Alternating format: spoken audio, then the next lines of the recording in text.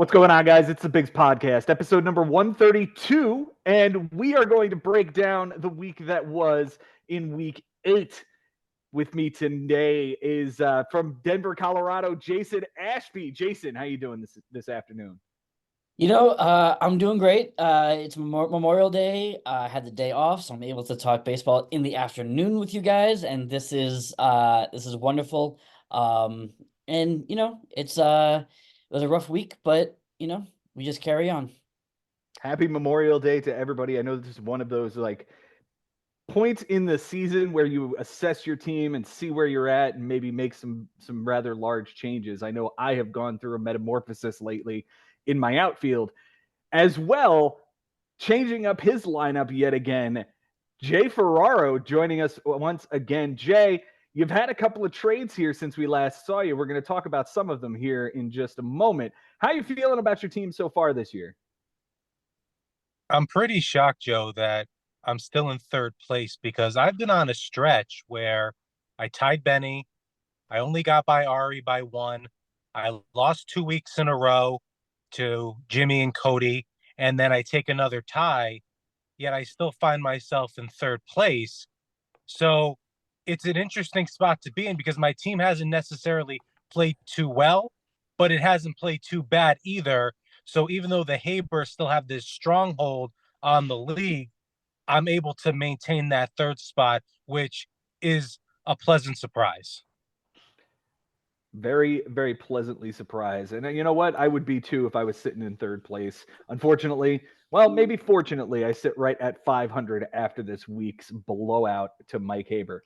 Before we dive into the matchups, Jay wanted to come on and talk about the big couple of trades that have happened since we last saw you.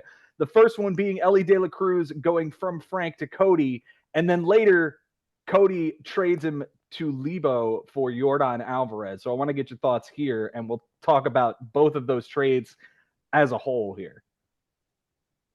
A lot of managers reached out to me, Joe and Jason, following this deal, upset that it was put through, especially when our commissioner himself used the word lopsided when breaking down the trade. It really upset a lot of people that Elly De La Cruz was moved for the package that Frank got back in return. Frank was happy with it. Cody was happy with it. That's something that we always say on the show. But honestly, who cares about that? The bottom line is, it seemed to me that I was surprised that the Elly De La Cruz factor of what he does and how he could just win you individual stats, he could also lose you a lot of stats each week, didn't garner a bigger return. And I was surprised that Diaz was in that deal. I think Frank should have held on to Diaz and not necessarily moved him in that deal.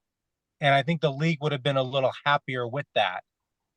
But there is something that happens that I want to touch upon because Minter was in that deal, right? Mm-hmm. We value relief pitching unlike any other league in the history of fantasy baseball. I remember before the season started, guys, I was talking to somebody how it's possible in the draft a closer will go in the third round and his mouth dropped open and his eyes bulge. We put so much emphasis on closers and relievers. Then when one gets moved in a deal, we act very shocked. We can't believe that, somebody who is the bridge to the closer in Atlanta could be moved in a deal when all we're doing all week long is obsessing over who pitched 2 days ago and might get into this one. So that's my 2 cents in regards to the first half of the Elly deal. And now Connor Wong, who was supposed to be the guy for Frank, he hits free agency. Tyler O'Neill's no longer on Cody's team. I digress.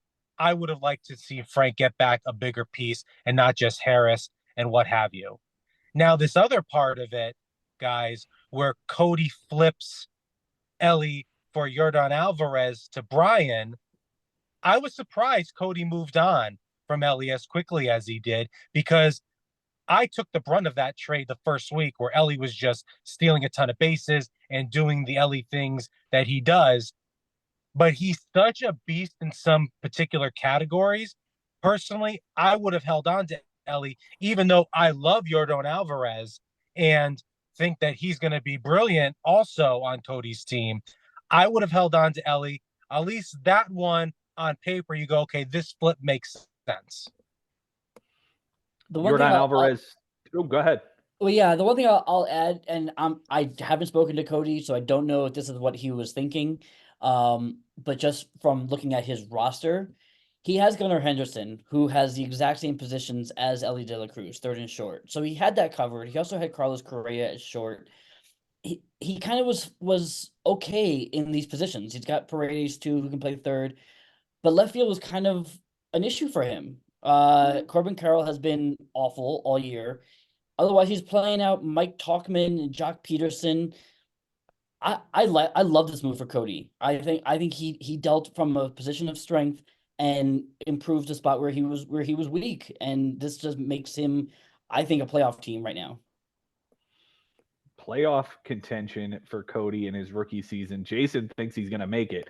I find it interesting going back to the deal that initially started it all. It was Ellie De La Cruz, Yainer Diaz, and Tyler O'Neill for Vinny Pasquantino, Michael Harris, and AJ Minter. Tyler O'Neill off of Cody's team by this point. Ellie De La Cruz also off the team now turns into Jordan Alvarez. I think it's listen. I know Jordan Alvarez isn't hitting like you would completely expect. 269, 9 homers, 22 RBIs, 27 runs scored by Memorial Day. You'd like to see a little bit better than that. So this is a little bit of a buy low, if I'm honest. But I also had a deal on the table with Bryan for Harper for Jordan Alvarez 1-for-1, and I couldn't pull the trigger on it because I don't need the left fielder. But good for Cody if he feels like this improves in a place of weakness, then absolutely, get your guy and get the piece that fits your puzzle. Yeah, Jay, Jason makes the right point. Mhm. His outfield does look much better. And again, everyone having issues with the deal that went down. And more of it, from what I hear, I got to be honest, is that they didn't like that our commissioner called it lopsided and then allowed it to happen. But Frank, I'll let the league know, hey, I'm putting this guy up. I want an outfielder.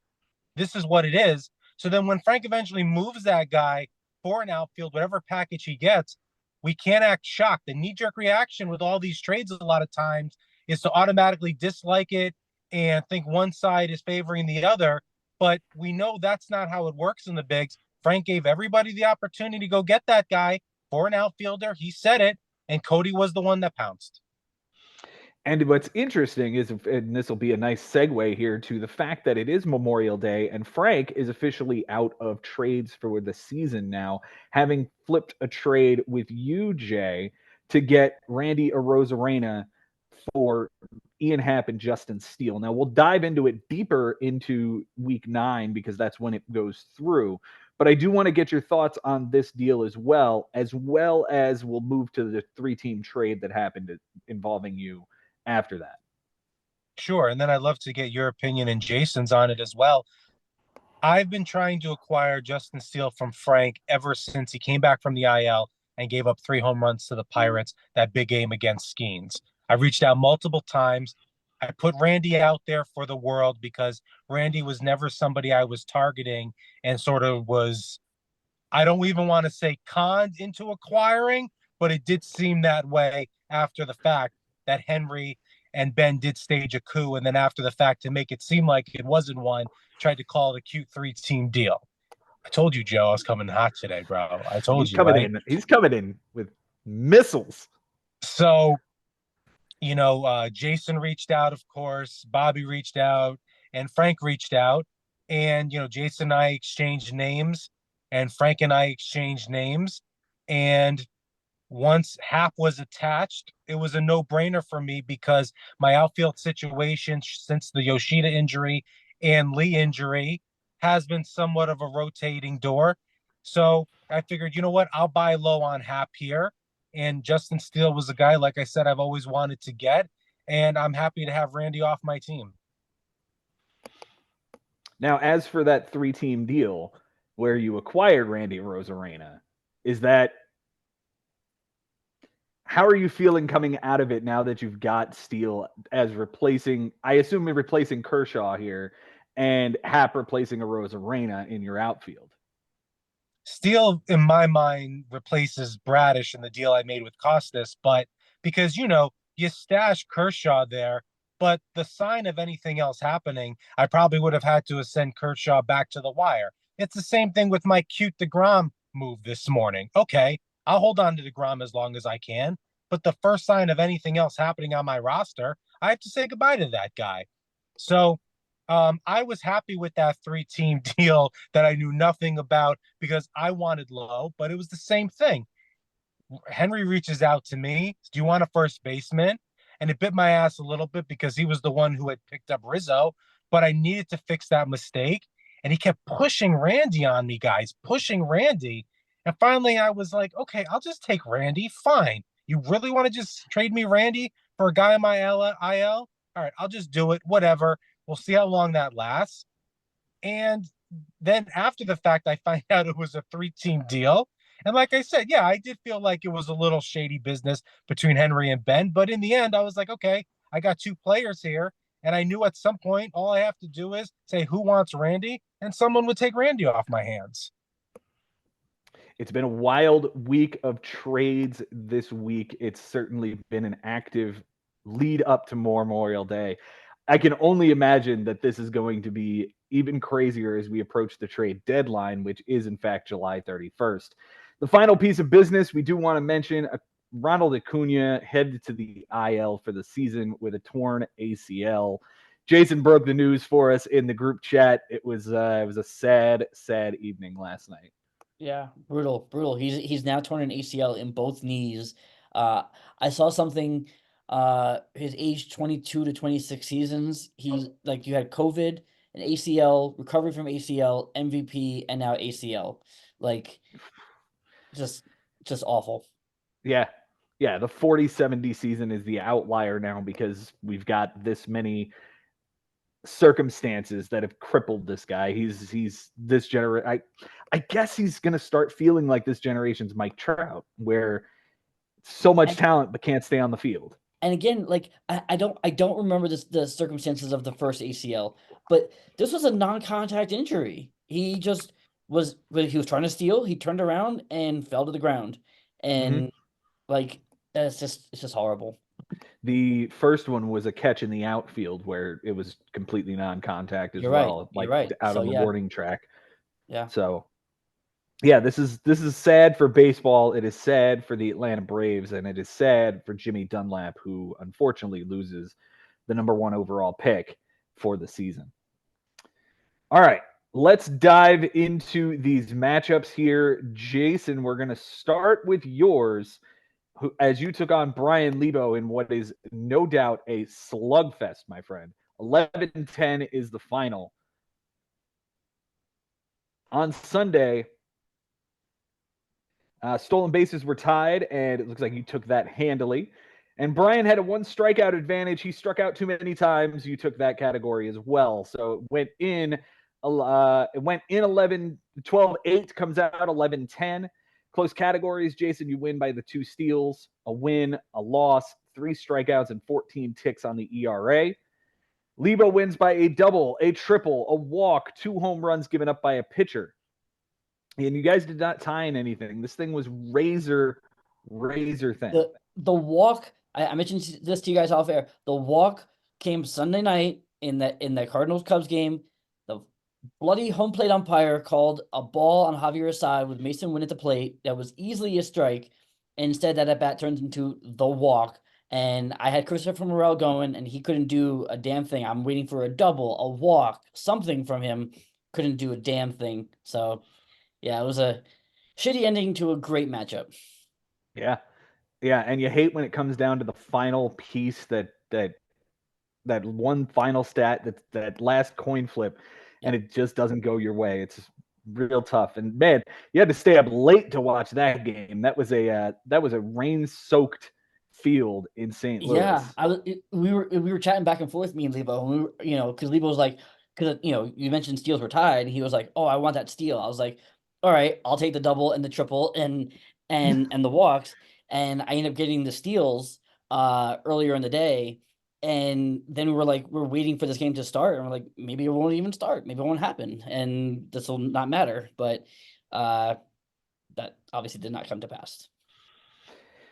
For Lebo on his bench this week, he goes a solid 6 for 35. That is a 171 batting average. 4 runs, a double, a homer, 3 RBIs, a steal, 2 walks, and 8 strikeouts. None of that plays, but he did bench a start from Lance Lynn. 6 innings, a win, 5 strikeouts, nothing earned against Baltimore on Tuesday. Tuesday. That would have flipped, at least gotten him close in innings. It would got him wins and strikeouts and maybe even ERA. So it's yeah, especially with nothing earned. It was a nasty performance. I can understand not starting him against the Orioles, but I do feel like Tuesday is still early enough in the week that you could do that, and even if he gets blown up, you have time to kind of fix it. Mm-hmm. But Jay, what do you think? Lance Lynn versus Baltimore, and he goes 6 solid.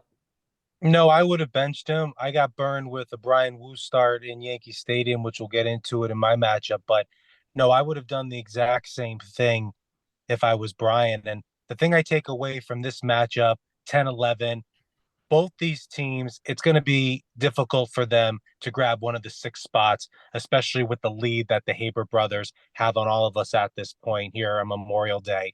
But both these teams needed a 10-11 matchup. No one could get blown out here. This is the type of thing both these managers needed to try to get back into the fold, if you will. And I give Bryan a lot of credit because making that move for Elly De La Cruz is going to be a lot of fun for him the rest of the way. He could have just sat back with Jordan and still tried to manage it with having those 2 big aces in his rotation. He went to go get that guy, and we haven't seen the bottom teams, well, except for Frank, and Jason's been also very aggressive, be that aggressive in the trade market. So I give Bryan a lot of credit here for doing that. And then it comes on a week where he gets a W. I know he was talking about shaking things up as recently as 2-3 weeks ago and saying, I have to do something. Something's got to change on this team because I'm just not. He factually wasn't winning. He was 0-5 to start the season, I believe. Now 2-0 since that decision, and we'll see how Elly impacts the team going forward. I certainly believe that this is going to be a really nice piece for Bryan. The question is whether or not he's going to be able to have enough power in the lineup to compete week to week. We'll have to wait and see.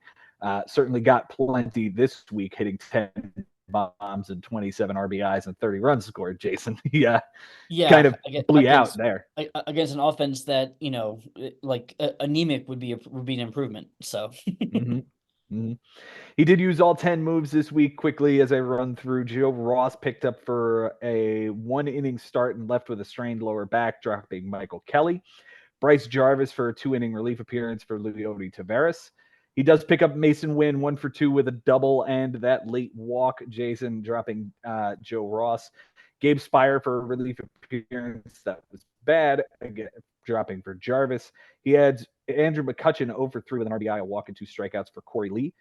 Picks up AJ Smith-Shawver, 4 1/3, 2 walks, 4 strikeouts, nothing earned, and 1-1-5 in Chicago against the Cubbies. And Leody Taveras 1 for 4 with 2 strikeouts, dropping Hobie Milner. He adds Eric Swanson, which I think is an interesting piece if this guy can straighten it out in Toronto. He is the setup guy for Romano. Interestingly enough, we'll talk about him in a minute. He drops AJ Smith. This guy over here. This guy. He drops Smith-Shawver and McCutchen, picks up Ivan Herrera over 3 with a walk and a strikeout, and Blake Walston. I don't even know who this guy is.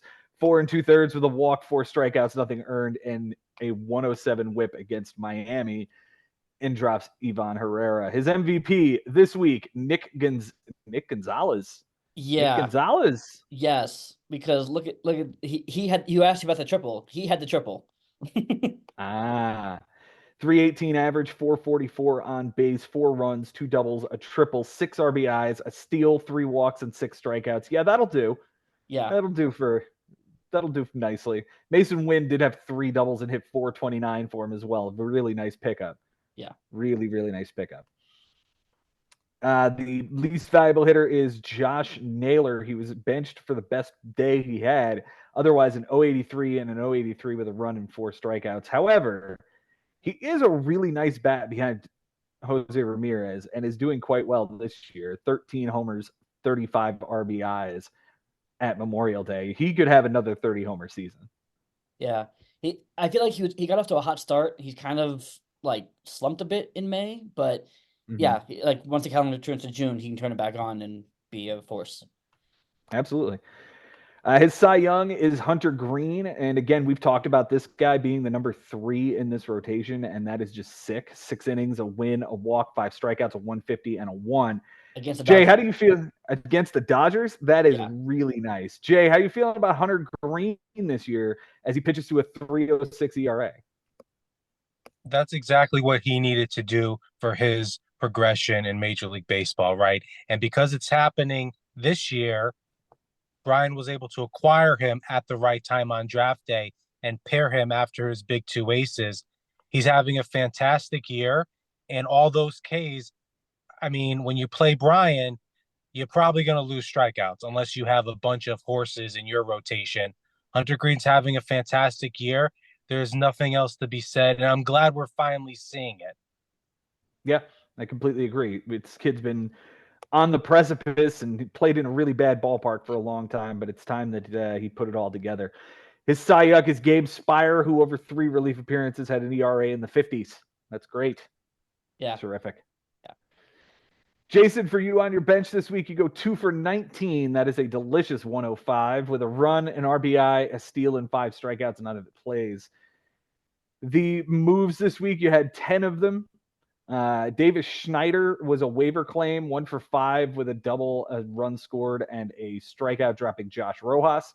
Picked up Michael Wacha, who gets the team name, and 7 innings, a win, a bomb, 3 strikeouts, a walk, a 2.57, and a 1 against Detroit. You dropped Matt Manning. You picked up Brandon Lau 0 for 3 with a strikeout, dropped Ezekiel Duran, and dropped Garrett Whitlock. Rest in peace, his 2024 season, it appears. Yep. Story of my life. Yeah, that guy, man. You have this thing with this guy, and he's your Lucas Sims. Yeah, I guess because he's so good when he pitches, but he never pitches, so he's never good. Exactly. And you never know what you're going to get when he is healthy, whether they're going to put him in the rotation or the bullpen anymore. Like, it's absolutely a mess. Yeah. You picked up John Schreiber on a waiver claim, 1/3 of an inning and a strikeout with a relief appearance. Dropping Jacob Barnes. You picked up Jared Schuster, 2 1/3, an 11.57. He was bad. Michael Bush 0 for 4 with 2 strikeouts. Dropped Brandon Lau. Added Tyler Alexander, 5 innings, and he was horrible against Kansas City. Was this the same Tyler Alexander who had a perfect game last time out? It was, and he was coming in. He was being used as a bulk reliever. So I'm like, okay, cool. Like if I can get 5 or 6 innings at a relief and a win, and that'd be cool. No, I got dog shit. Nope, you got dog shit, and you dropped Jared Shitster for that guy. Michael Massey was added after the game had started, and I think he had a 3-run homer, right? So okay, Michael Massey is a story right now because I was eyeing him all week long, and I knew I wanted him. And by Wednesday, I was ready to do it, but he wasn't in the lineup because they were facing a lefty. So I was like, okay, I'll wait. And then the Royals were off Thursday, so I was like, okay, I'll wait. And then Friday they were facing another lefty, and I'm like, okay, he's probably gonna be out of the lineup again, so I'll wait. Well, he was actually in the lineup, and so I was watching that game, and he was on fire. He like 2 for 3 with a 3-run homer or something like that. So I picked him up in the middle of that game. Went, okay, I need this guy. I pick him up Saturday. He starts the game and he leaves with a back injury, and ends up on the IL. Yikes! Awesome. Yikes! That's Story of your life. Tremendous. Yeah. Story of the season so far. So you added that guy with that story and dropped Davis Schneider. You dropped Tyler Alexander, the terrible. Did pick up JJ Bleday on a waiver claim 0 for 4 with just a straight 0 for 4, and dropped Jordan Beck. Jordan Beck was the Colorado kid. Yes, what happened there? I was at the game Saturday when he made an amazing catch and then fractured his hand, and I lost him. That's what happened on that sliding grab. I saw that grab as well. He fractured his hand. Or his wrist or something like that. Yeah. That's terrible. Yeah. It's terrible.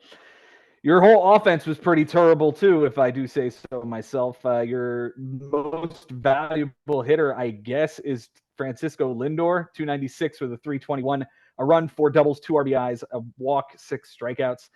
The least valuable hitter, you have written everyone else. I'll go ahead and say Christopher Morel and his 063 batting average, or perhaps Jackson Chourio and his 067 batting average and 125 on base percentage. Get that Yeah, smile that off guy. your face, Joe. Get that smile off your face. Get that smile off your face.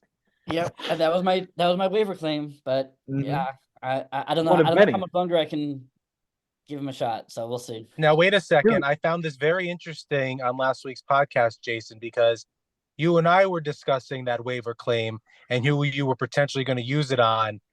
And somebody that I suggested you use it on, you were deterred not to use it on by the manager who ended up claiming that said person. Am I right Yes. about that? Yes, or Yes, no? yes, but he wasn't good either. So No I doubt.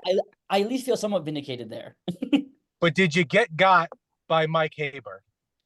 No, I don't think so. I don't think so because I knew that my pitching has been, if I have a strength, it's been my pitching. So like adding to the strength as opposed to trying to add to the weakness, I think I went in the right direction. I'm bad at holding on to things that have value.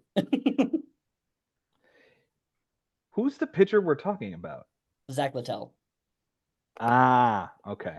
All Yeah. right. I had pointed him in the direction. We had a discussion. He had that number 1 claim, and it was that day where Zach was going to be available, Doyle was going to be available, and Jackson Chourio was going to be available. And all 3 guys ended up having claims in. And Jason and I were discussing who we thought he should use it on. And even though I had something, I mean, I'm holding 3rd spot now, and I'm still holding strong to it, even though they're being used left and right. I thought maybe Jason should use it on Zach, to have some pitching depth. And from what Jason was saying on the last show, it was Mike Haber who said, "Oh, that's the strongest part of your team so far. You don't need to do that." And then lo and behold, Joe, Mike Haber grabs him off the wire. Yeah. No, I understand that that's how it looks, and maybe that was his intentions, but he wasn't wrong. In that I mean, look at how this week played out. I mean, no, my pitching wasn't great, but my offense is just awful. So like, I need to find some way to inject some life into this offense, and I was hoping that Chourio would be the guy. It did kind of suck that nobody else put a claim on him, so I definitely did waste that waiver claim, but. So what else is new? But now it gives you the freedom to use it as much as you want, and you got JJ on the squad. And Joe, you were talking JJ up all off season. This guy goes on a little bit of hot streaks, hits a lot of bombs, got a big doubles total. At some point, this guy is going to stick on a roster. He's been floating around a little bit too much, I think. I think so too. I think he's really talented. He was the back half of the Marlins trade for AJ Puck, so it was kind of a, well, this guy failed with us. Let's see if he can do any better with you guys. And Bladay's taken to it. He's been pretty nice so far. I hope he sticks on your team, Jason. Yeah, 240 with 8 homers, 22 RBIs, 22 runs scored. So I mean, he's hitting the top of the A's lineup for whatever that means. So the A's aren't horrible. I mean, they're going to finish and are currently last in the AL West. Like, we're not screaming a playoff berth for this team yet, but they're coming. They're coming. They've got some pieces. Zach Geloff might be a person, although I doubt it. I don't think so. Yeah, no doubt. And look, JJ triple eligible. Again, look at that doubles total. It's a nice doubles total, and he doesn't platoon. He starts every day. So many guys we invested in on draft day all of a sudden found themselves in platoons, especially Evan Carter. And we'll get to that when we break down my matchup, how Jason fleeced me in that deal. But, he's not a platoon guy, and he's triple eligible. Yeah, nasty. Just versatile enough that it makes your life a lot easier, right, Jason? Absolutely. All right. Your Cy Young this week is Michael Wacha. We talked about him. And the Cy Yuck is Tyler Alexander. We talked about him. All right, I think that'll put a bow on this matchup. Jason, you are how you feeling right now? I mean, this must have been a heartbreaking loss for you. You sit in 13th, right ahead of Bryan. You've got some digging to do. You got one trade left. I know you've got an itchy trigger finger. Do we see it pulled before the deadline in July? It's possible if the right deal comes to fruition, which it almost did yesterday, but it did not. I you know I I have to tried. see. I have to hope that some of these guys wake up. Some of these bats. Royce Lewis is coming back, so hopefully that maybe sparks something. 13th, I like it sucks, and I'm what like 30 some odd games under 500, but like if I look at it, I'm not out. I'm first place is obviously not a thing, but like could I claw my way back up into some sort of contention? It's gonna take some climbing, but I'm not giving up. Jay Ferraro is Just bringing trade the Diaz heat. to Joe. Just trade Diaz to Joe. Get it over with so we can move on with it, please. Come on. We're gonna pretend. We're gonna pretend like that's not what's happening here. Come on. This guy That went wasn't even after the deal. That Hater. wasn't even the deal I'm talking about. Oh, And yeah. Oh, interesting. oh, okay. Interesting. Nope. All Okay. right. All right, let's move on to Jay's matchup with Adam. We have talked about it multiple times. Let's dive right into this thing. Jay, you get yourself a 10-10 tie. How you feeling after this week? I mean, like I said, I'll take it because I just still remain in third place after this tie. And there might have been one or two things that I could have done to maybe grab something. But in the end, what my team does, except for getting the relief appearances, what my team is best at, it excelled at this week, and it ended up with a tie. So I'll take it all day. All right. On Sunday, looks like stolen bases were tied, and I'm on the wrong matchup. That's helpful. Adam had a 1-run advantage, and you took that from him. Errors, he had a 1 error advantage and errored to tie that category. And Adam had 11 ticks on the batting average advantage, and Jay, you were able to take that away from him as well. Losses were tied though, and you took an L on Sunday to give him that category. It came into Sunday 12-8, going out 10-10. I think you'll take it when you were down 12-8 going in. So close categories. We've got Jay winning by 2 runs, 2 triples, and 3 ticks on the batting average. Adam wins by 2 home runs by a hitter, a loss, and 3 relief appearances, and you guys tied in errors. For Jay on his bench this week, Jay went 3 for 20. That's a 150 batting average with a run, an RBI, a steal, 2 walks, and 5 strikeouts. None of it plays. Very well done. Very well Of course done. it doesn't. Of course it does. Yeah. That's how I play. I don't know. That's right. He's just that good, folks. He's just no, I'm that not good. saying all that. I'm not just saying. I'm just saying, like, I don't rock a bench like that. Mm-hmm. Yep. For your moves this week, you used 7 of them, and I think this is a good time to talk about the Jordan Romano trade and getting that big closer for Kyle Harrison and Kyle Bradish. How did that break down, and what do you love about Jordan Romano that you're getting today? Top shelf closer, and that's what we're all trying to acquire on draft day. So when Kostas had reached out to me asking if I was interested, absolutely I was interested. And, once we started negotiations and exchanging names, I gave him 3 starters to choose from. And let me tell you something, the 2 starters that it almost looked like it was going to be, folks, you think you were going to be upset with it then? That after the fact, I threw Bradish into the mix. Bradish was fantastic last night for him, 11 Ks, 7 innings against the White Sox. I know the type of pitcher Bradish is, even though some of the other league members might not. So, you know what? On paper, you go, oh my God, a closer is being traded and 2 starters. But, Romano's the one who got me that loss yesterday and cost me a tie in that category. But he's somebody that I'm happy to have on my squad.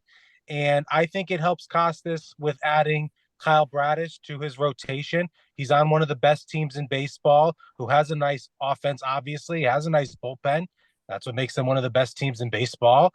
And when someone reaches out to you guys, like, and is offering you a player that you think could help you the rest of the way and potentially win a championship, you just get it done. Absolutely. Absolutely. Sometimes it's just nice to be able to pick up the phone and say, "Oh, hey, how's it going? This is a piece I like. Let's talk." Listen, sometimes it's just a matter of answering that phone and having that conversation. Your moves this week, Jay, you used 7 of them. Picked up Cal Quantrill for a really nice start in Oakland, dropped in Caleb Thielbar. You added Casey Mize for an atrocious start in Kansas City. That trade that we just spoke of. And then you added Hunter Strickland for Casey Mize. Simeon Woods Richardson, 4 2/3, a walk and a strikeout, nothing earned in an 086 in Washington, dropping Evan Carter. And that's an interesting piece. You hit on it earlier. I'll give you the opportunity to discuss why it is Evan Carter hits the waiver wire now. Right. And one more thing, that deal I made with Kostas, I did not want to trade Kyle Bradish, but I knew if Kostas had an itchy trigger finger to move Romano, I did not want him on one of the competitors' squads. So I did something that maybe I wasn't necessarily 100% thrilled with, moving Kyle Bradish, but I did not want him to end up on, Mike's team or your team, honestly, or Ben's team. No, Evan Carter, look, that was one of the early trades Jason and I worked out. And Jason, when we made that deal, you and I, we exchanged a lot of different names. And once it was done, so many people had reached out to me, wow, what a great deal. You blah, blah, blah, blah, blah. Well, it turned out I was acquiring a platoon player with a back injury, and he missed a bunch of time. He doesn't start against lefties. He's striking out a ton of the time. The only positive thing that happened, Jason, since I acquired him from you, was he gained right field eligibility. But he's been so bad, I finally had to pull the trigger, because that recent run of not really getting a big wing under my belt, he's been a culprit, because anytime I do put him in there, it's just a boatload of Ks, nothing on the batting average, obviously no home runs, no RBIs. I lost that trade, but I had to move on. And that's something that Joe and I, we always talk about this. If you make a mistake in the bigs, don't let it fester and make it turn into 3 or 4 other mistakes, and then you find yourself maybe too far out of it by Memorial Day. I made a mistake with Evan Carter. I had to move on. That's it. I'm not worried about it. Do I check in on him every once in a while on Bobby's team? Yeah, of course I do. I'm human, but I'm okay with it. He hasn't Good to had know a you're hit. checking in on your guy. He hasn't had a hit since May 8th. Right. Ooh, This is May that's 8th. atrocious. It is May 27th. Yeah. Wow. Jason, you fleeced me on it. You got Houck in that deal, and he's been absolutely wonderful. I know you flipped him to Frank, but I mean, you absolutely scored big time in that deal. Yeah. I probably lost the trade to Frank, but I feel somewhat good about it. What was the piece you got there? I got Strom and Senga, who is probably, he may not pitch this year, like, honestly. Yeah, that's gonna hurt. Yeah. That's gonna hurt. Yeah. Going back to Jay's moves, he adds Justin Slayton for Cal Quantrill, Hayden Wisniewski in a bad relief appearance for Simeon Woods Richardson, and adds Andrew Nardi for Wisniewski. The MVP this week, man, it is Jose Ramirez. Great job grabbing that guy in the first round. 348 with a 423, 7 runs, 2 doubles, 4 homers, 11 RBIs, a stolen base, 3 walks, 4 strikeouts, and an error. Jay, how much do you love this guy? I adore him. And on draft day, I couldn't believe he fell to me in the 13th spot. We always talk about the 11th spot and what Henry did with Bobby Witt Jr., but Jose falling there was something I was thrilled with. And yeah, just the best third baseman in baseball, hands down. And he just does so many things. And there was a week where he was my least valuable player, and you and I talked about it, but he still had like a really good on base percentage. It was some strange statistic he still held. And I just said, even when Jose Ramirez is, statistically my worst player, he's still my best player for just what he means to my squad. No doubt. No doubt. Definitely worthy of a number 1 overall pick in the bigs, at least in the first round. Your Cy Young, how much do you? Oh, I'm sorry. Your least valuable hitter. I see this name Wensil Perez again, 174 with a 208, 2 runs. Looks like an RBI, a walk, and 4 strikeouts. I'm calling this guy this year's Akil Baddoo, and until proven otherwise, that's exactly what this is. I hope this dude isn't drafted in the 8th round next year just on principle. That would be ridiculous. I almost dropped him 3 times this morning. Jason, you had him for a while. I mean, I don't know. You know what? He has a boatload of triples, which I like a lot. I like that he's center field eligible as well and second base. I mean, he might be gone by tonight because I'm going to be playing chess with Joe all week with relief appearances. But you know what? I don't, even though, like, again, worst player on my squad last week, he just got me a lot of runs all week, and he doesn't K a lot. So, you know what? I might just not have an itchy trigger finger with him like I usually do because the waiver wire, fellas, is getting thin. Yeah. No doubt. He's not going to like blow any stats out of the water, but like he's not going to kill you in anything either. And I think that's something to be said. He's in there every day. He's in the top third of the lineup usually for Detroit. They're scoring runs, so he has value. Probably more so for the Tigers than in fantasy, but yeah, this kid is. I think he's something. Okay. We'll have to keep an eye on him. I said things like this, like Anthony Santander was the salamander guy a few years ago. So people turn into things. We'll have to wait and see if Wensil Perez is that guy. Jay, I have no idea how you paired Ranger Suarez and Shota Imanaga together on a team, and it's the reason that you're sitting in 3rd place, in my opinion. Ranger Suarez has been fantastic this year. 13 innings, a win, a loss, a homer, 6 walks, 19 strikeouts, a 3.47 and a 108. That really doesn't tell the whole picture of what happened this week with this guy because he did have a bad start, bad in quotation marks, in Colorado. Gave up 4 earned in 6 innings, so bad in quotation marks. But this guy's been fantastic for you. 17th rounder. Yeah, I absolutely agree with you, Joe, that him and Imanaga are the reasons I'm in 3rd place, what they've been able to accomplish. And now I'm happy that I have Skeens in that mix as well. But, again, as you know, everybody I drafted was somebody I was targeting, except for Jackson Holiday. So, I could never imagine that either of these guys would be putting up these type of numbers. In fact, with Ranger, who knew after a couple of bad starts in April, he probably wouldn't have been on my squad. But it just so happens he keeps rolling and I keep rolling him out there. So I'm just really happy with the production, and they've made things a little bit easier on the rotation and in my stable. And, having a stable of guys in the later rounds was something I kept telling you and Benny I was going to do. I was not grabbing an ace anytime soon. And Imanaga was the first guy in the 10th round. And that's what I did. And right now it's working. And having a stable of guys does help versus having to go to the wire all the time and, stream. Streaming has its days, but also they have those days against the Marlins where you go, oh, I'm going to be really smart here. And then it blows up in your face. And that was another reason why that deal with Kostas wasn't easy for me to make, because I didn't want to lose Bradish from this crop. This is a stronghold when I'm up against the upper echelon teams. But yeah, those 2 guys, you can't say enough about what they've done so far. And Mason Miller. Oh yeah, Mason Miller is an all-star for Oakland this year without question. The guy is absolutely electric, and they're talking about trying to trade this guy. Yeah, I would say he's an all-star for Oakland if he's still on that team. Yeah. Your Cy Yuck is one of those cute moves you made, Jay, and it's Casey Mize. Yep. It's Casey Mize against Kansas City. It was a terrible start.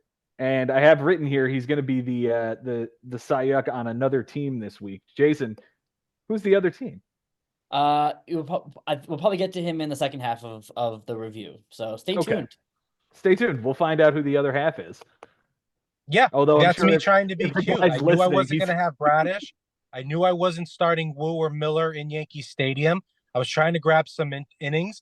And, Paul Quantrill's son did me a solid. But Casey Mize and KC, and fair warning, folks, don't start streamers in Kansas City. That No. offense is electric at home. Yeah. It's good. It's good. They're very good at home. They're the most improved team over last year. So watch out for Kansas City. They might be a wild card this year. For Adam this week, he went 9 for 27. That's a 333 with 3 runs, a double, 2 homers, 7 RBIs, 2 walks, and 4 strikeouts. The only thing that plays is 3 runs. He lost that category by 2, so he would have had to be perfect. Only 1 move this week. Mitchell Parker, 6 innings, a win, a homer, a walk, 7 strikeouts, a 450 and 133 against Minnesota. He dropped Ty Block. Hey, his most valuable hitter this week is finally Bo Bichette. That's finally something interesting. A 448 with a 448 on base. 4 runs, 3 doubles, a homer, 7 RBIs, no walks, and 2 strikeouts. The least valuable hitter is Riley Green, who had an 091 batting average and 8 strikeouts. That was pretty nasty. The Cy Young goes to Ronel Blanco and his sticky stuff. 7 innings, a win, a homer, a walk, 6 strikeouts, a 129 and an 071. And the Cy Young goes to Nick Pivetta, who had a 1350 and 3 1/3 with a loss. How do you feel about Bo Bichette actually clawing his way to this tie with you? This is a guy that I've said he's really, really cold for about 4 months and then usually picks it up late in the season. So it's really annoying to see a really hot week from him right here in the middle of May, isn't it? It certainly didn't help. I think on Monday he had 3 doubles. And I was like, okay, all right, Bo Bichette, relax, slow down. And, what can't get lost here by Adam's squad, though, like 1 move and we're tied. He beats me in relief appearances. And that speaks to me having a heavy closer squad that, guys weren't getting in there. And for his team, they played hard. And 1 move, Bo Bichette doing what he's doing, I tip my cap to him. And like I said, that 12-8 on Sunday, thrilled to get out of there 10-10. 1 move, and it was on Monday. Don't doubt it. It was the first day of the week. Like, that was it. Yeah. He just got that. He got enough for the minimum. I will say also, not having Imanaga. We mentioned Shota Imanaga, doing well for you. He didn't pitch at all this week. His game got rained out, and they didn't start him. So that probably is a factor in this tie. Yeah, no doubt. I appreciate you mentioning that. Woods Richardson was 1 out away from qualifying for the W. Those things happen. No excuses. 10-10. And now I got Joe this week. So let's go. Let's go. I'm at 500 and you're in 3rd place. Something's got to change here. Something's got to change. Diaz. Yeah, Edwin Diaz. Got to change. Got to change locations. Let's move on to Jimmy Dunlap taking on Kostas Paragios this week. This one is 11-7 in Kostas' favor. Good win for him this week. It was 10-10 going in, 11-7 coming out, as Jimmy held a 1 home run advantage. Kostas tied that. Jimmy had a 7 RBI advantage, and Kostas took that on Sunday. That's amazing. Jimmy had a 1 stolen base advantage, and Kostas took that. And Kostas had a 5 walk advantage. Jimmy was able to save that and get a tie there. So again, 11-7 coming out. Close categories, Jimmy wins by 2 wins. Kostas wins by 2 runs, an RBI, a stolen base, a save, and 3 home runs given up by a pitcher. They tied in triples, home runs, and walks by a batter.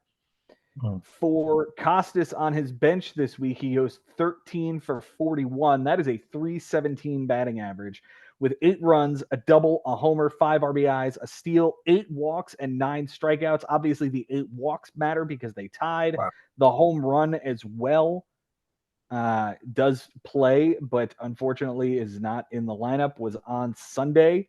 Yeah, with it was Torkelson. Yeah, Torque Daddy on I the don't bench. blame him. Yeah, he's been absolutely awful all season, so I don't blame him for benching him. He's got, but when he got Matt Olson, but yeah, that's baseball. Yep. Chas McCormick is another piece that fell off of this team from a trade, but we'll talk about that as we move. The moves this week for Kostas, we talked about the trade. On his end, Kyle Bradish, we talked about it, 5 innings, a walk, 6 strikeouts, a 180, and a 1 in St. Louis. Kyle Harrison, not as good in New York against our Metsies. 5 innings, a 720 and a 160 with 2 bombs. Gives up Jordan Romano and drops Ivan Herrera to complete the deal. 3 other moves were made this week, all on the same day on the 26th. Travis d'Arnaud, 1 for 4 with a double and an RBI for Ben Rortvedt. Patrick Wisdom, 0 for 3 with 3 strikeouts. That is the silver sombrero, as I understand it, for Chas McCormick. And Ryan Fernandez, who did not appear for Cole Irvin. His MVP this week, Luis Rengifo. Okay. Yeah. 400 with a 423, 5 runs, 2 doubles, 2 homers, 5 RBIs, 2 steals, a walk, and 3 strikeouts. Yeah, can't give it to Julio with his 172. Can't give it to Matt Olson with his 12 strikeouts. And I own Rengifo. I drafted him, and he was not playing. They were playing Miguel Sano over him, and then he goes ahead and gets sick enough to be placed on the IL. And I have already too many guys on the IL, so I'm like, I can't hang on to a guy who's not even playing when he's healthy. So I drop him. Kostas grabs him. He's like throwing a parade, and he should be, because this guy has been really good for him.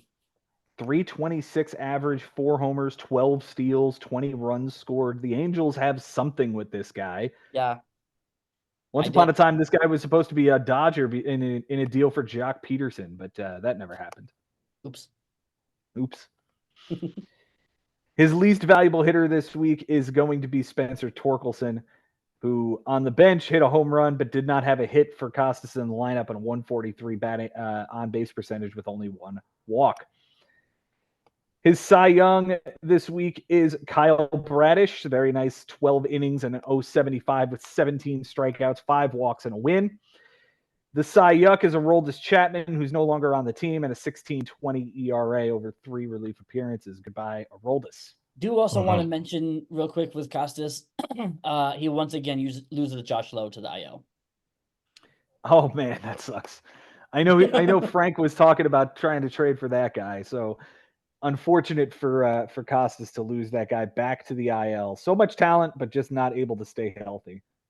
And guys, when it comes to Kostas' team, I'm glad McCormick is finally off it with his platoon and with just the statistics he's been putting up and the injury. No more place on a roster. Kostas has a love-hate relationship with Torkelson. I certainly at one point had something on the deal with him early in the season. But the truth of the matter is, Torkelson hurts this club more than it helps. And most of Torkelson's home runs, the few that they've had this year, Joe and Jason, have been on Kostas' bench. Yeah. I know it hurts to do sometimes, but Kostas' team would be better off if he just drops Torkelson. If you can get something for him, fine. Maybe someone wants to buy low. Maybe somebody in a position who needs a first baseman. But with the numbers he's putting up, even if he starts to do it in the second half, Kostas has to get going here, and he did this week, and he did with the Bradish deal. But Torkelson has no place on this roster. Yeah, I mean, you're playing him, over Matt Olson? That's not happening. And then if you play him in your utility spot, you're just log jamming yourself out of something that could potentially be better for you without the 0 for 4 and 3 strikeouts out of that guy. A player doing well on someone else's team isn't as bad as a player doing poorly on your team. Wise words. For Jimmy on his bench this week, he goes 1 for 22. That's an 0.45 batting average. However, that one was a solo home run by Joe Adele, which would have untied home runs, would have tied him in RBIs. And he left a walk on the bench as well, which would have won that category for him. So that sucks. Yeah, and the Adele home run came on Friday after the Cardinals Cubs game was postponed. And I don't know the timings. I don't know if it was too late to make a move or whatever, but yeah, that sucks. Yeah, that really does suck. Terrible. He used then 9 then to lose Acuna, like. Yeah, that's the terrible kick in the balls. Yeah. Terrible. Ugh. All right, he used 9 moves this week. He added Jeremiah Estrada for a clean relief appearance, dropping Taylor Rogers. He had a Griffin Canning for 5 innings, 360 and a 160 in Houston, dropping Dean Kramer. He added Chris Paddock, who I guess didn't start, dropping Griffin Canning. He added Matt Waldron, 5 innings, a 360 and a 160 in Cincinnati, dropping Adam Simber. Added J.J. Bleday, 1 for 6 with a 2-run homer, dropping Eddie Rosario. He added Nolan Gorman, 2 for 4 with a run, an RBI, and a strikeout for Matt Waldron. Jake Bowers, 0 for 4 with a walk and 2 strikeouts, dropping J.J. Bleday. Why? So that Why? my co-host. Exactly. Why? Why are all these bad players being picked up? I'm sorry. Keep going, Joe. I'm sorry. Elvis Peguero does not get in, and he drops Jake Bowers, and he adds Alec Marsh for next week, dropping Jordan Leisure. Go ahead, Jay. I'll let you have this one. No, I think I let something slip that, I potentially shouldn't have. And also, maybe either of you can answer this question. Why 86.1 innings? Maybe I haven't played in the bigs in 2 seasons. I'm only in 3rd place, so I don't really know much. I'm not a Haber, but why 86.1 innings? That seems a little like too many innings. But maybe too many innings. I mean, Kostas threw 68 in a third. So, like, between the two of them, they threw what, like, I don't know, 1 million innings? Yeah. 1 million. He had a 13-inning advantage going into Sunday. Wins were close. ERA was not particularly close. Strikeouts, Jimmy had a 12 strikeout advantage. Were both of them throwing 3 starters on Sunday? Is that perhaps the answer to the question? I don't know. I mean, Sunday, yeah, you had Bradish. Bradish was only started for Bradish versus Sale and Pablo. Yeah, and Pablo got destroyed. Pablo got rocked, and he's not been great this year. I'll take that victory lap. More on him in a minute. Absolutely. More on him in a minute. The MVP for Jimmy this week is Ronald Acuna for the last time this season. Oh. Unfortunately. Yeah. What a blow. Yeah, it was a good week for him. Exactly. 290 with a 333, 4 runs, 2 doubles, a triple, a homer, 4 RBIs, 2 steals, 2 walks, 6 strikeouts, and an error. Yikes. And that is just a really big blow to his team, and also having Luis Robert and Rhys Hoskins on the IL that he's been hanging on to. This outfield is really thin now. Yeah. Really thin. And Acuna, like he got off to a slow start, but he had been starting to heat up over the last week or so. It's just it's terrible. It's just bad for baseball. It's bad for this game, and it's bad for Jimmy personally.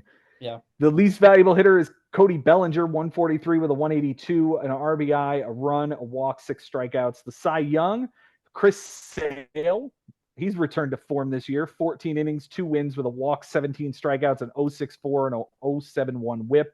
On the season, the guy has been solid with a 2.12 ERA and 8 wins. Wonderful draft pick by Jimmy. Absolutely wonderful. Yeah, and great pickup by the Atlanta Braves. Yeah. Yeah.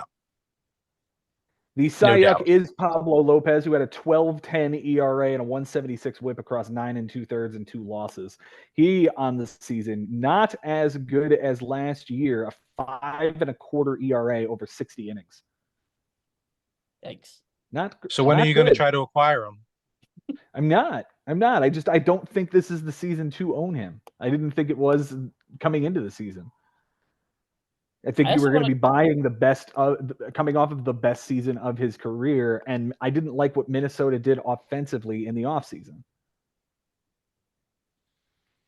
I also want to call out real quick this guy Jeremiah Estrada from the Padres. 3 appearances, 4 2/3 innings, 12 strikeouts, and 2 wins with nothing earned. That's really, really, really nice. Like what? Under what rock did we find this guy? Yeah, and he picked him up on Monday, so he got every single thing this guy was going to give him all week. 12 strikeouts and 4 2/3. That's 14 outs. My math is right. And 12 of them were by strikeout? Yeah. That's great. That's really, really good. With that's really good. Whips, that's a huge snag. One hit, like it's... Yeah. nasty. All right, let's move on to the last matchup of the week, and we're going to welcome Frank into the program. Hey, how's it going? Good to see you. Glad you're here. Let us talk about his matchup with Henry Collins that ends in an 11-9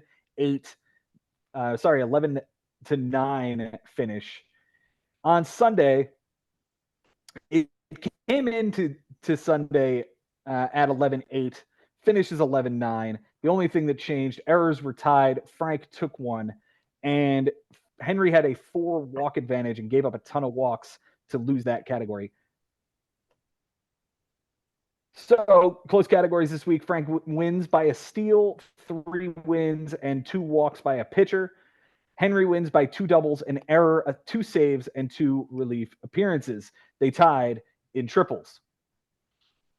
On Henry's bench this week, he goes 11 for 51. That's a 216 batting average. 7 runs, a double, 3 homers, 8 RBIs, 3 walks, 8 strikeouts, and an error. None of it plays, except for the error. Congratulations, Henry, keeping that out of your lineup, and you won that category. Good job. Good job. His moves this week, and he used 8 of them. Kevin Newman gets added for a 3 for 4, a run, a double, and an RBI, previously dropped by Frank. Unfortunately for Frank, that hurts as you lose doubles by 1 and runs by a couple. Yep. He dropped Aaron Savale. He picked up Angel Zerpa for a bad relief appearance and dropped Jose Trevino. He added Adrian Morejon, who never came into a game, and dropped Zerpa. Picked up Bryce Wilson for an okay start in Boston. Gets a win, a homer, a walk, 7 strikeouts, a 3.38 and a 1.31, dropping Buck Farmer. Got to be careful when you say that name. Spencer Arrighetti gets added for Bryce Wilson, 5 innings, a loss, a 5.40 and a 1.60 in Oakland. He adds Trevor Richards for a very terrible relief appearance and drops Jorge Lopez. He adds Martin Perez for a decent start, but he left with a groin injury after 3 and drops Arrighetti Spaghetti. He adds Johan Rojas, 1 for 2 with an RBI for Tyson Miller. The MVP this week is Bobby Witt. Of course it is, because Bobby Witt is just that good this year. 385 with a 433 on base, 6 runs, 2 doubles, 4 homers, 11 RBIs, a steal, 3 walks, and 5 strikeouts on the season. He's been absolutely lights out. 307, 9 homers, 36 RBIs, and 16 steals. 1 spot away from me in the draft. And that's the one disappointing thing that I look back on and say, I wish Henry would have gone in another direction. But he's that good at this game. He knows when he's getting value too. Yep. Just like he did with Jason Dominguez in my 3-team deal. He did. He did. You're upset about him getting Jason Dominguez? Is that the part of it that bothers you the most, or is it the fact that it happened without you really knowing it was happening? You know what? I'm glad it's twofold. I'm glad I didn't know about it because I feel as though my ego may have gotten in the way, and I said to myself, I don't want Ben having Clayton Kershaw for the stretch run. And then also it seems like it was a little bit underhanded, but you know what? That's how it's played. And you know what? Ben picked up Jason Dominguez on Mother's Day, and I was going to do it on Monday, the next day, to stash him, but that doesn't play into it. No, I'm just having fun with everybody involved because of the silliness and then the way it looked, with all the ads dropped afterwards. Mm-hmm. Yeah. His least valuable player this week is Luis Garcia, 211 with a 211, 3 runs, a homer, 3 RBIs, a steal, and a strikeout. Everyone did well this week. He hit 295 with a 370. He seems to be the only team that's hitting this week, other than Mike Haber. Talk about him next show. Cy Young is going to Justin Verlander at 41 years old, 6 innings, a win, a homer, 9 strikeouts, a 150 and a 133. On the season, he's been pretty damn good at 41 years old, 360 and a 123 with 3 wins over 40 innings, coming back from that back strain I think he had to start the season. Yeah, something like that. The Cy Young is Trevor Richards. We talked about him. For Frank on his bench this week, he goes 6 for 19. That is a 316 batting average, 4 runs, 3 doubles, 2 homers, 5 RBIs, a walk, and 3 strikeouts. He would have had to be perfect with the doubles. Otherwise, nothing else plays. He did, in fact, use all 10 this week.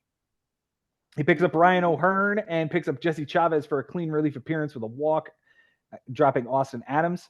He adds DJ LeMahieu to his IL, adds Justin Martinez, clean relief appearance for Wandy Peralta. He adds Michael Kelly for a clean relief appearance for Jesse Chavez. Adds Jacob Barnes for a clean relief appearance against Alec Marsh. Adds Adam Simber, which is a waste, for Ryan O'Hearn because he picked up Carlos Hernandez for a clean relief appearance, dropping Adam Simber. He picks up Patrick Bailey, 1 for 4 with a double and 2 strikeouts, again, dropping Michael Kelly, and adds Randy Rodriguez. I have no idea who he plays for, but he did get a clean inning and 2/3 in a relief appearance with 2 strikeouts for Connor Wong. He pitches for the Giants. That was against our Mets. Of course it was. Yeah. Of course it was. Frank hit 194. It's difficult to find a most valuable hitter, but we're going to go with Michael Harris, 294 with a 294. 4 runs, a double, a homer, 2 RBIs, a steal, 8 strikeouts. It's kind of ugly. The least valuable hitter is Colton Cowser, 095 with a 174, a run, a homer, an RBI, a walk, and 9 strikeouts. The Cy Young is Tanner Houck. Bet you don't like saying that, huh, Jason? Neither of us do. No. 13 innings. I'm not crazy about it. No. 13 innings, a win, 2 walks, 12 strikeouts, an 0.69 nice ERA, and an 0.85 whip. Really nice week for him. Let's be honest about it. He pitched well against Oakland. He pitched well against the Angels. And Jason wanted him for Evan Carter. I was like, all right, this guy against the 2 LA teams, it's April. I'll trade him for Evan Carter. And I was wrong. And same thing with on Henry's team. I was wrong trading Clark Smith for Ryan Presley. Now, sure, you could say, well, I ended up flipping Presley. Fine. But on a one-off, I lost that trade big time. So, both these clubs are benefiting from my mistakes. And Tanner Houck has been nasty this year, over 71 innings, a 190 ERA, 4 wins, 69 strikeouts. Really nice season from him so far. Yeah. Unfortunately, the Cy Young goes to Joe Jimenez and his 12 ERA across 3 relief appearances. But otherwise, Frank pitched incredibly well with a 2.58 and a 104 for the week across 83 and 2/3 innings. You were asking about why 81 innings. This is even more. Yeah, but the ERA is crazy impressive for those amount of innings. Absolutely. And he won most of the pitching categories. If his pitching doesn't carry him this week, it's a blowout win. It's a blowout win for Henry because some of these don't play, but 67 strikeouts over 63 innings, that's going to play. That's going to play every week. This rainstorm is going to cause a lot of havoc with the sound because I'm in my car recording this at an undisclosed location on the Jersey Shore. I'm still away from Memorial Day, and it's raining pretty heavily right now. It started raining here at Big Dig's Q. Enough so that the Mets-Dodgers game was postponed. Postponed, not even delayed. They're just calling it now. Doubleheader tomorrow. Probably for the best. For the best. And I'm glad I picked up Michael Grove then. Oh, good. Nice. Yeah. So I'll probably get a relief appearance out of that guy. Let's move to our managers of the week, gentlemen, and finish up this one. I'm going to do mine with Ben next week. You don't have him, Jay? They can't see it. They never see it. They never see you making faces. No, because I'm not talking at the time. What, manager of the week? I'm going to skip it. I never do well with that. Have Jason do it. He knows what's going on. Jason, who's your number 3 this week, my friend? Gosh, I really want to have a tie because I'm going to give it to Kostas because that Sunday was just redonkulous. But I can't overlook what Lebo did to me with Mason Wynn and and that shit. But I'm giving it to Kostas because Sunday was just really incredible. Yeah, absolutely. Number 2 for you, sir? Number 2, number 1 are guys we haven't talked about that'll be on the next show, and they're brothers. Number 2 is Josh. Again, when you take down Ben, I don't know the background of what happened during the week. I'm sure Ben will get into it, but when you take down Ben, you get manager of the week. So, yeah. Okay. And number 1, I assume, is Mike Haber after the beating he put on me. When you quadruple up Joe Schubert, you get top manager of the year or manager of the week. Yeah. Yeah. All right, guys, that will do it. I thank you both for being here with me. Jay Ferraro, thank you so much. Bringing the heat this week. No pun intended. Well, look, I mean, no, that's Cody's podcast, but, what Haber's doing right now, Mike, going for his Masters, and there's no excuses in the bigs, right? All the injuries, what have you. Somebody tell Ari that it's actually time to start playing in the league. I don't want to hear any excuses from our commissioner that he's busy when Mike Haber's going for his Masters and running away with this thing. I see I'm making you a little bit uncomfortable with that. That's okay. What else did I want to say? Oh no, I think that was about it. Yeah, there's that. He still has Ian Snell on the IL. Maybe he starts him today, maybe not. We'll see. This was a big thrill for me today, doing it with you, Joe, as always, but doing it with Jason. I've been wanting to do this since the off season, so I'm so thrilled, Jason, that we're able to do this. And I'm always wondering, we see all your Mets paraphernalia in the background, but today being Memorial Day, I do see a flag. I do see some pictures. I'm guessing that's World War II. Are these your grandparents? Did they serve? Yeah, my grandfather did. He absolutely did in World War II. That's awesome. Absolutely. Yeah. We appreciate his service on this day. We appreciate all the service on this day. And I appreciate Jason Ashby being with me each and every one of these. Yes, absolutely. And I echo what Jay Ferraro just said. I've been looking forward to this too. Talking with New Haven Ravens himself. So I'm glad that we finally got to connect on this, and I hope it's not the last time this season.